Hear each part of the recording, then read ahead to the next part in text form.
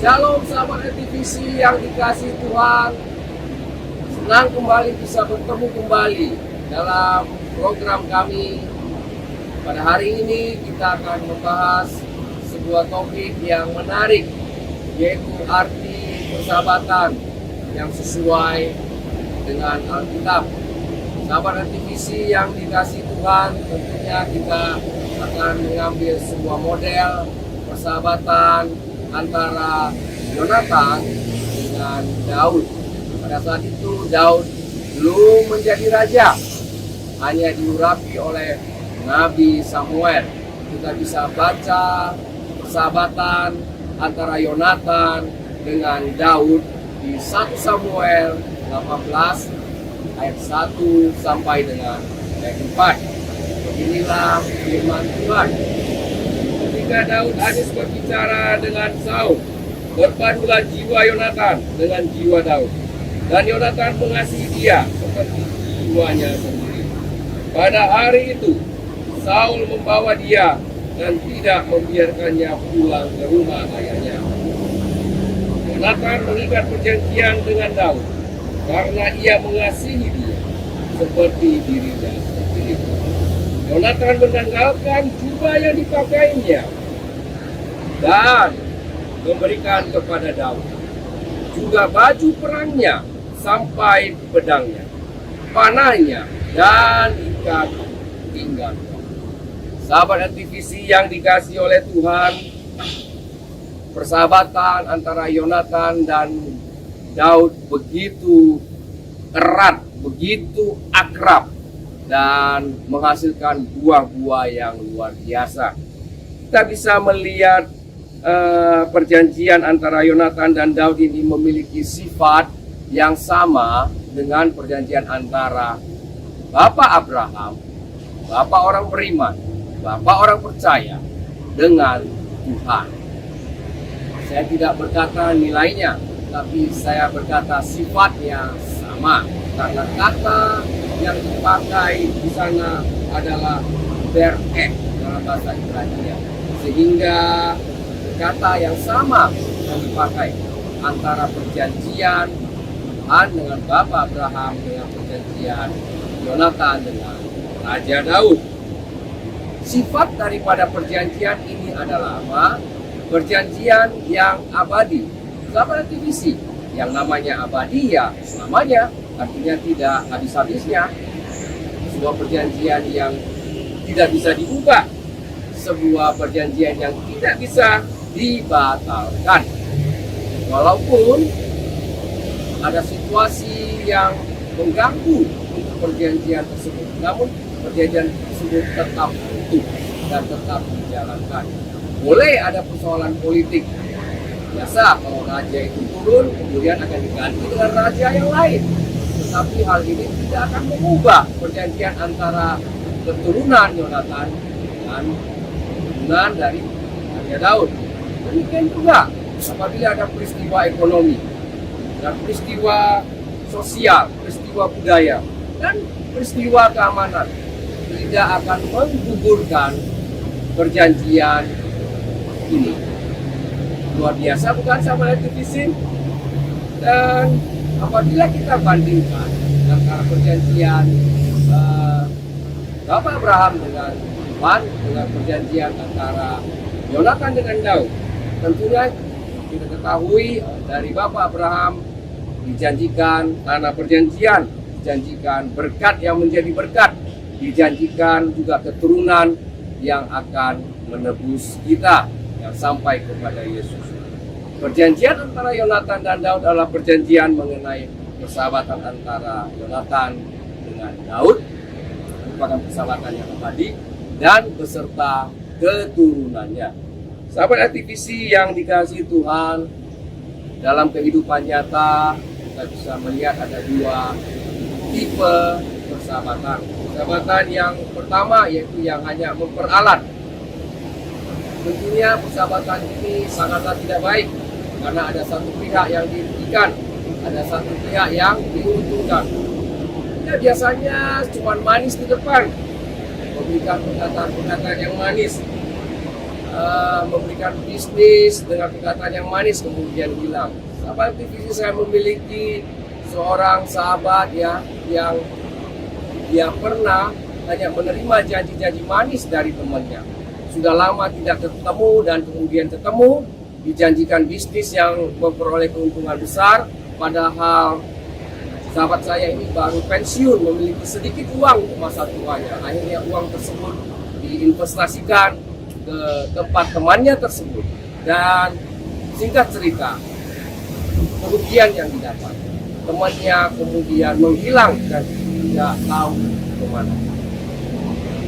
Artinya apa? Artinya persahabatan yang memperalat ini hanya memberikan angin surga. Tidak ada bukti yang diberikan, hanya janji. Persahabatan yang kedua adalah persahabatan yang berbagi dari hati ke hati. Persahabatan yang membagi kehidupan, yaitu merupakan persahabatan yang sudah. Sahabat aktivisi, saya memiliki seorang sahabat juga yang memiliki seorang teman baik. Begitu teman baiknya meninggal, kemudian anak-anaknya butuh sesuatu pertolongan, sahabat saya ini memberikan pertolongan. Yaitu kita bisa melihat dua tipe persahabatan di dalam kehidupan ini. Ada yang hanya mengambil keuntungan, tapi ada yang benar-benar persahabatan sejati yang saling mengasihi, saling menolong. Tetapi untuk hal ini tidak mudah dilakukan, harus dengan tuntunan daripada Tuhan. Sahabat aktivis yang dikasihi Tuhan, kita bisa melihat beberapa hal yang indah dari perjanjian antara Yonatan dan Daud ini.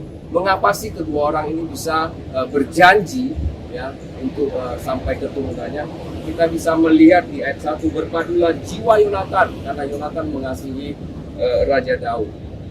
Perjanjian ini bisa terjadi karena kedua orang ini memiliki visi yang sama. Visi apa? Kedua orang ini adalah pahlawan yang gagah perkasa. Kedua orang ini adalah pahlawan yang cukup berani di medan pertempuran. Dan pada saat mereka bertempur selalu menang. Apa yang membuat mereka menang? Kedua orang ini mengandalkan Tuhan. Kedua orang ini sangat mengerti bahwa Tuhan yang berdaulat, bahwa Tuhan yang menolong, bahwa Tuhan yang memberikan kemenangan. Sehingga pada saat mereka pergi maju berperang, yang dibawa adalah nama Tuhan semesta alam yang mereka sembah dan mereka percayai. Luar biasa. Dan kedua orang ini memiliki visi yang sama, bahwa Tuhanlah yang berkuasa atas musuh-musuh Israel. Apabila Tuhan tidak mengizinkan mereka menang, maka mereka tidak bisa menang. Jadi visi yang sama yang luar biasa. Dan kedua orang ini sangat yakin dan percaya, kemanapun mereka pergi, mereka tahu Tuhan menyertai. Sahabat aktivisi, berapa banyak orang yang memahami dalam situasi apapun, baik dalam keadaan baik, keadaan yang tidak baik, Tuhan selalu menyertai. Tapi kedua orang ini tahu persis Tuhan menyertai dalam keadaan apapun. Sehingga kedua orang ini memiliki visi yang sama, dan pada saat mereka mengikat perjanjian persahabatan itu menyatu di dalam Tuhan, hati yang sama. Dan kedua orang ini tahu persis semua kehidupan ini datang daripada Tuhan. Di Amsal 18 ayat 24 jelas ditulis, ada sahabat yang lebih karib daripada keluarga. Artinya itu sudah seorang sahabat yang melebur menjadi keluarga. Tapi Amsal juga berkata, ada teman yang bisa mendatangkan kecelakaan. Seperti saya sudah bahas di awal tadi, ada dua tipe persahabatan. Kemudian apalagi yang melandasi kedua orang ini bisa mengikat perjanjian yang luar biasa. Kedua orang ini tahu persis bahwa rencana Tuhan di dalam kehidupan setiap manusia tidak pernah gagal. Yonatan mengakui bahwasannya Daudlah yang akan meneruskan tahta kerajaan setelah bapaknya. Mudah? Oh tidak mudah, karena bapaknya berkeinginan Jonathanlah yang menjadi seorang raja. Oleh sebab itu, di dalam keluarga kerajaan ini, dan Daud juga adalah menantu daripada Raja Saul karena menikahi anak perempuan. Dan apa yang terjadi? Kalau kita melihat, berarti di dalam keluarga ini ada tidak kesesuaian visi, terutama dari Raja Saul. Raja Saul menghendaki Jonathan menjadi raja, tetapi Tuhan menghendaki Daud menjadi raja. Jonathan bisa melihat itu. Jonathan melihat dengan jelas dia harus melindungi Daud, sehingga Jonathan bukanlah musuh dari dalam, tetapi Jonathan adalah sahabat dari dalam. Sahabat aktivis yang dikasih Tuhan, kita sulit melawan yang ada di dalam, musuh dalam selimut, tetapi dengan mudah melawan musuh dari luar. Ini seperti yang kita bisa sering lihat. Musuh dari dalam kita sulit untuk mendeteksi, sehingga tiba-tiba saja sudah kalah. Sahabat aktivisi yang dikasih Tuhan, pada saat mengikat perjanjian ini melalui proses yang panjang, Tuhan juga mulai memproses hati Daud. Sebuah jangka waktu yang lama setelah diurapi Raja Daud belum menjadi raja, tetapi dalam proses dia menjadi raja. Hati Daud juga diproses oleh Tuhan berjalannya waktu. Sahabat aktivisi yang dikasih Tuhan, dengan adanya persahabatan ini, maka secara tidak langsung Raja Daud tidak benci kepada keluarga Saul. Bahkan Alkitab mencatat Jonathan hampir-hampir dibunuh oleh ayahnya sendiri. Karena apa? Karena berusaha melindungi Daud. Jonathan menjadi bumper daripada Raja Daud. Sahabat aktivisi yang dikasihi Tuhan, Raja Saul berkata kepada Jonathan, anak apa seperti kamu? Kamu yang harus jadi raja. Mengapa kamu melindungi Daud? Artinya berada di pihak Daud. Tetapi Jonathan sebagai anak sangat mengerti rencana Tuhan, mengakui rencana Tuhan luar biasa sekali, sehingga dia tetap berada di pihak Raja Daud setelah menjadi raja. Luar biasa, bukan? Yang terakhir, Jonathan memberikan apa? Jubahnya yang dipakai. Jubah itu adalah lambang kerajaan karena dia adalah pangeran, tetapi dia merelakan memberikan jubah itu kepada Daud. Bukan hanya jubah, ada banyak hal dikatakan. Dan juga memberikan apa? Kita mencatat pedangnya. Pedang adalah lambang kepemimpinan, lambang panglima perang, dan panahnya diberikan kepada Daud. Apalagi ikat pinggang, sebuah simbol persahabatan yang erat yang ditaruh di pinggang, yang berarti apa? Persahabatan yang abadi. Luar biasa. Sahabat aktivisi yang dikasih Tuhan, mengapa Jonathan bisa melakukan itu? Itu pertanyaannya. Jonathan melakukan itu dengan tindakan iman. Gampang sahabat aktivisi? Oh tidak. Dia pangeran, harusnya dia jadi raja, tapi dia memberikan kepada Daud. Tidak gampang, butuh iman yang besar untuk bisa melakukan itu.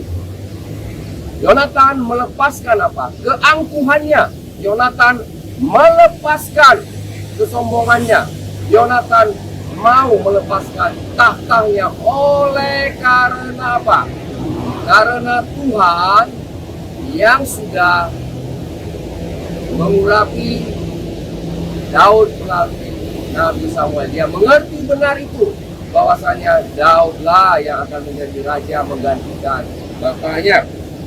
Untuk melakukan ini, tindakan iman ini harus dipimpin oleh Roh Allah. Tidak gampang sahabat aktivisi. Apabila tidak dipimpin oleh Roh Allah, dipimpin oleh roh jahat, maka yang terjadi bukan persahabatan, tetapi perseteruan, perselisihan, pertengkaran, peperangan di antara keluarga. Sehingga Daud akan berhadapan dengan keluarga sendiri. Tapi Yonatan betul-betul menjadi seorang pahlawan di dalam keluarga ini. Selain dipimpin oleh Roh Allah, Yonatan memiliki iman yang lebih besar dari perasaan. Dia tidak merasa diturunkan, dia tidak merasa dikecilkan, dia tidak merasa gagal, sahabat RTVC, kalau tidak menjadi raja. Faktanya sekarang kita bisa melihat di dalam kehidupan sehari-hari, ada orang yang naik jabatan, dia yang sakit hati, ada orang yang berhasil, dia yang cemburu dalam fakta kehidupan. Tapi tidak demikian dengan Yonatan. Dia memiliki iman yang besar, iman yang berada di atas perasaan, iman yang menguasai perasaan, iman yang tertuju kepada kebenaran, artinya kepada firman Tuhan, kepada rencana Tuhan.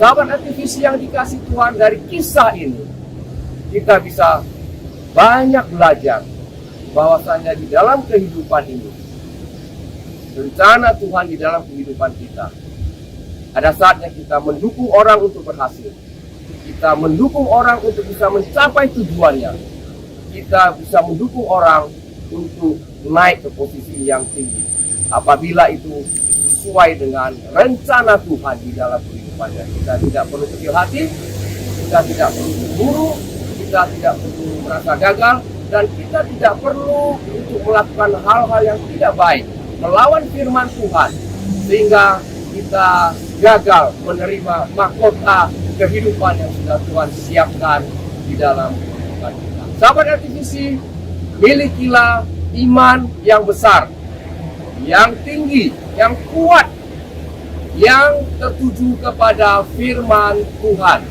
Sahabat RTVC, demikianlah sharing kita pada hari ini. Shalom dan Tuhan Yesus memberkati.